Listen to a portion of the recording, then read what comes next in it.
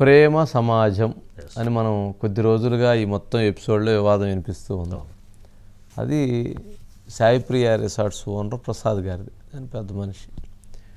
వాళ్ళు లెప్రసీ వాళ్ళ కోసం అని చెప్పి, కుష్ఠరోగుల కోసం అని చెప్పని అది ఒక ట్రస్ట్ పెట్టి దాని ద్వారా సర్వీస్ చేసేటువంటి క్రమంలో దాన్ని తీసుకొని దానికి చేస్తూ ఉంటే దానిని 27 ఎకరాలు కాజేసి 3 ఎకరాలు ఉంచారు. 27 ఎకరాలు కాజేశారు ఇప్పుడు ఆ భూమిలో 3 ఎకరాలు ఉంచడానికి కూడా కోట్లాది రూపాయలు వసూలు చేశారు వాళ్ళ దగ్గర అని చెప్పని కూడా ఉందంటే కుష్ఠరోగుల యొక్క సొమ్మును కూడా వదలలేదు. కుష్ఠరోగుల యొక్క పాపం వాళ్ళ దీనమైనటువంటి వ్యవస్థ, పాపం వాళ్ళు అత్యంత హేయంగా ప్రజల ద్వారా ఇబ్బంది పడుతూ ఉంటారు. పాపం అటువంటి వాళ్ళ దానిని కూడా వదలకుండా దోచుకునేటువంటి ప్రయత్నం చేసిన దానిపైన మధు ఈరోజు గ్రౌండ్కి వెళ్ళాడు. మధు గ్రౌండ్ రిపోర్ట్ అందిస్తాడు. మధు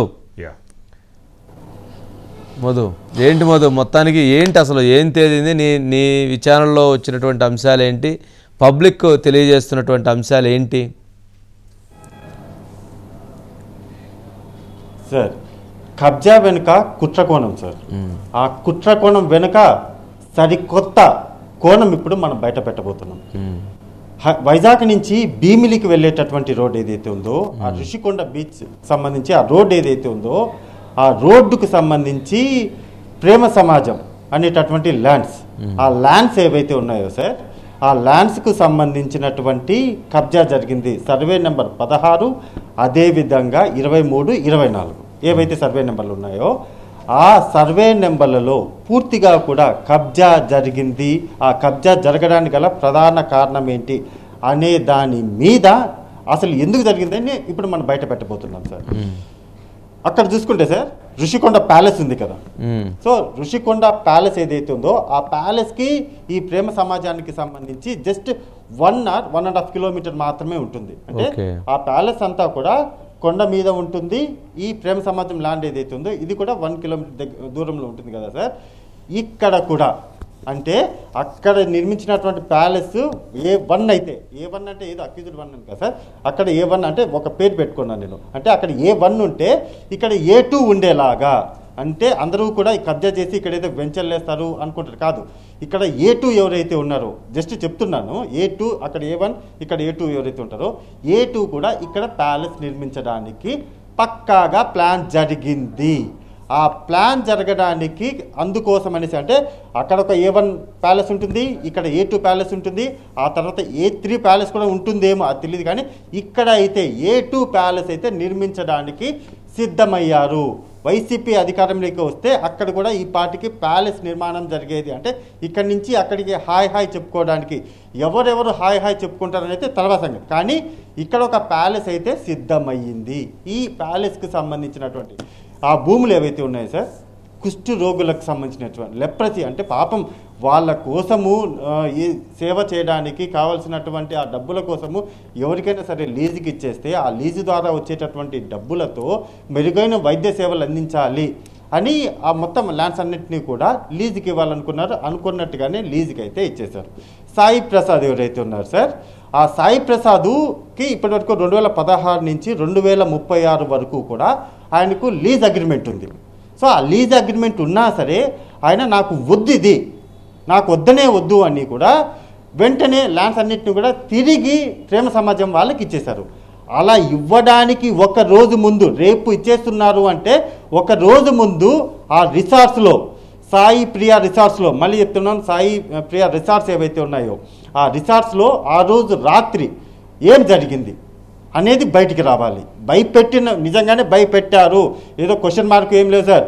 సాయి ప్రియ రిసార్ట్స్కి సంబంధించినటువంటి ఆ రిసార్ట్స్లో భయపెట్టి మరుసటి రోజే రిజిస్ట్రేషన్కి వచ్చే విధంగా బెదిరింపులకు దిగారు. సో అలా బెదిరింపులు దిగిన తర్వాత మొత్తానికైతే సాయి ప్రసాద్ వచ్చేసి మరుసటి రోజు ఆయన వచ్చినటువంటి ఆ రిజిస్టర్ ఆఫీస్ ఏదైతే ఉందో అక్కడికి వచ్చిన తర్వాత ఒక బాధతో, అంటే ఏంటిది నాకెందుకు ఇలా అయ్యింది అనేటటువంటి ఒక బాధతో వచ్చేసి ఆయన రిజిస్టర్ చేయాల్సినటువంటి పరిస్థితి అయితే వచ్చింది. రిజిస్టర్ ఆఫీస్కి వచ్చేసి నాకేం వద్దనే రాసిచ్చే విధంగా ఇదంతా కూడా పక్కన పెట్టి, అంటే సాయి ప్రియ రిసార్ట్స్లో వ్యవహారంలో మెడ మీద కత్తి పెట్టారంటావు. అయితే ఒక మాట చెప్పండి సార్, మీ వాయిస్ నాకు చాలా సార్ సార్ మెడ మీద కేసీఆర్కి ఒకసారి చెప్పండి సార్. మెడ మీద కత్తి పెట్టారంటావు.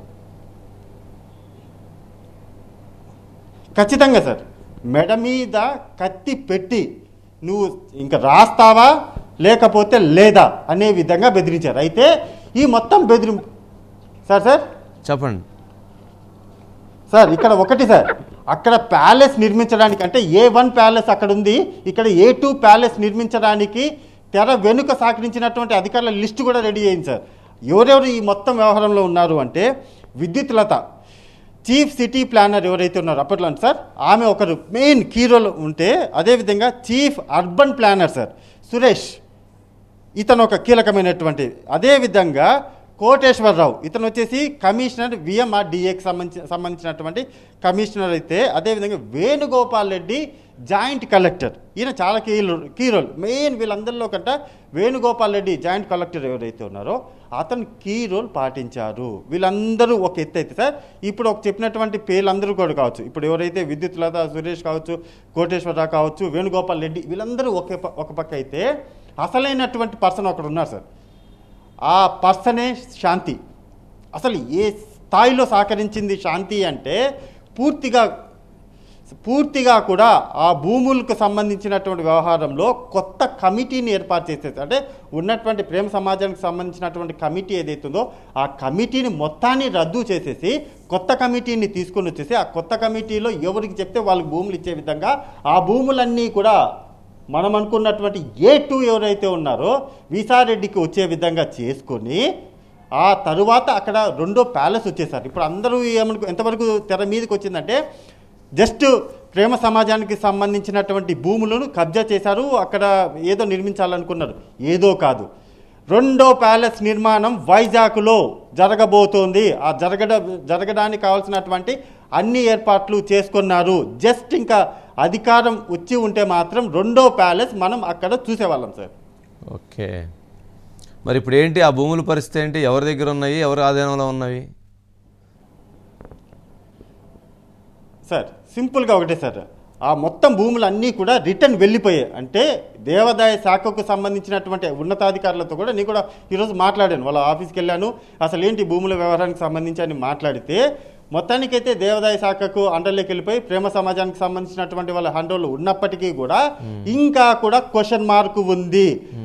ముందుగా ఏదైతే లెప్రసీ వ్యాధిగ్రస్తులు ఎవరైతే ఉన్నారో వాళ్లకు ఆదాయం వచ్చే విధంగా, అంటే ఎవరికైనా సరే ఆ మొత్తం ల్యాండ్స్ అన్నిటిని కూడా లీజుకి ఇస్తే, ఇంతకుముందు శివప్రసాద్ సాయి ప్రసాద్ ఎవరైతే ఉన్నారో అతనికి ఇస్తే, అంటే అతను పాజిటివ్గా మనం ఉన్నామని నెగిటివ్గా ఉన్నామని కాదు సార్, కానీ అతను కాకపోతే ఇంకొక గోపాల వెంకట శివన ఎవరికొకటి అలా లీజుకి వస్తే దాని ద్వారా వచ్చేటటువంటి డబ్బులతో అక్కడ ఉన్నటువంటి రోగులు ఇబ్బంది పడకుండా ఉంటారు కదా, వాళ్ళకంటూ కాస్త డబ్బులు వస్తాయి, సంవత్సరానికి ఇంత డబ్బులన్నీ వస్తాయి.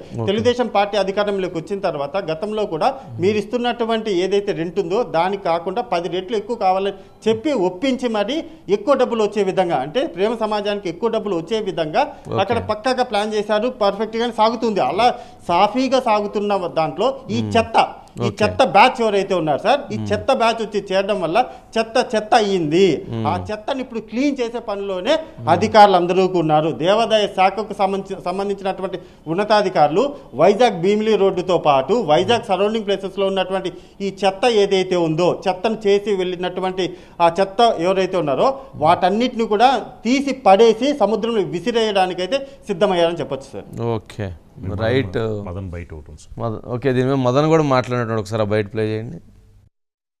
Mr. Vijay Sai Reddy, who is sitting as a Rajya Sabha member, and he's a pet, the person Potreddy Subhash Reddy, who is working as a government pleader of revenue at High Court of Andhra Pradesh, Amravati.